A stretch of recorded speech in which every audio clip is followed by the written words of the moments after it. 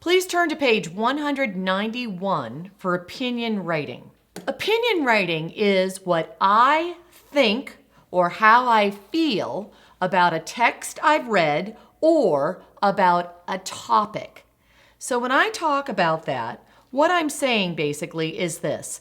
I want to tell you what I think or how I feel about a text.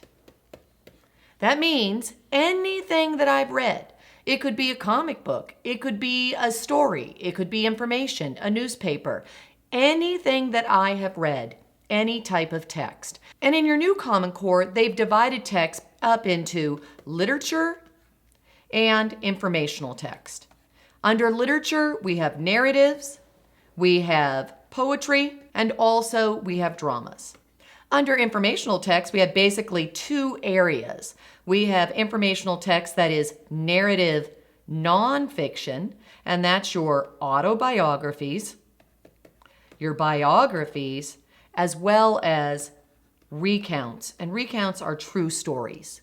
And you have your expository text where there's an introduction, a body, and a conclusion.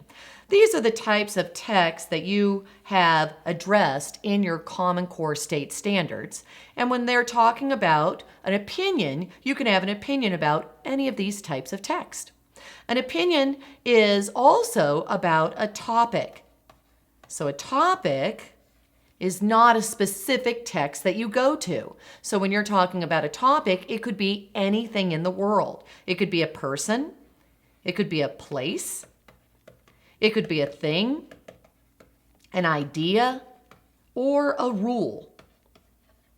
These are different categories you could go to when you're discussing a topic. Many times what I like to look at with a topic is either things that are very familiar to students. So this means things that are very familiar to them in their world. So food they like, movies they like, anything that is very familiar that they could have an easy opinion about.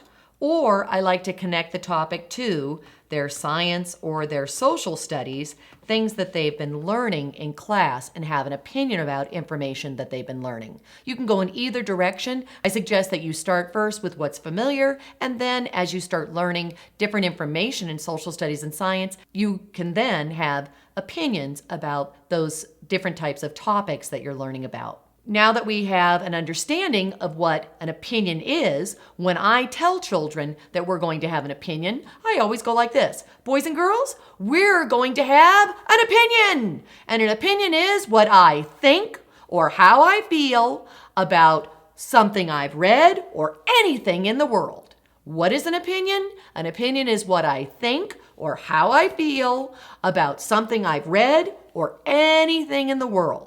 So notice, I've given you a kid-friendly way to basically tell children what an opinion is. Let's turn to the next two pages so that I can show you the tools and organizers that we will use in this chapter in order to teach students how to formulate an opinion, verbalize an opinion, and then finally write out their opinions. Let's start on page 192. On the top of page 192, what you will see are your standards. On the left upper side are the kindergarten standards, as well as the suggested stages of writing for your grade level. On the top right side are the Common Core standards for first grade, as well as the stages that are suggested for first grade. Notice kindergarten focuses on stages 1 through 2 and first grade stages 1 through 4. Let's look at both pages all together, pages 192 and 193. On page 192, these are the organizers we're going to use when we are giving an opinion about a text. And when we're giving an opinion about a text, here is our stage 1 organizer, stage 2 organizer, stage 3 organizer. Now let me halt you for one moment so that you see when you hit stage 4, that will now not only become an opinion organizer for a text, but it will also be for a topic. So the organizers are only for a text for 1 through 3, and once you hit stage 4, it's for a text and a topic.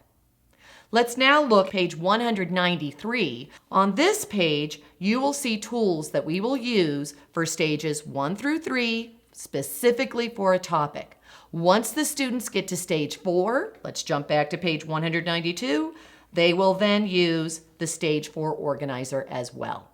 The only thing that they will do on the stage 4 organizer when they are discussing a topic is cross out the top sentence because they don't have a specific book that they are discussing. They are just going to immediately go into their opinion about the topic. That's our overview of opinion writing for a text as well as a topic. Let's go to our next video so that we can begin with opinion writing, focusing on how to help children formulate an opinion about a topic, verbalize that topic, and finally write about it through stages 1 through 4. Let's get started.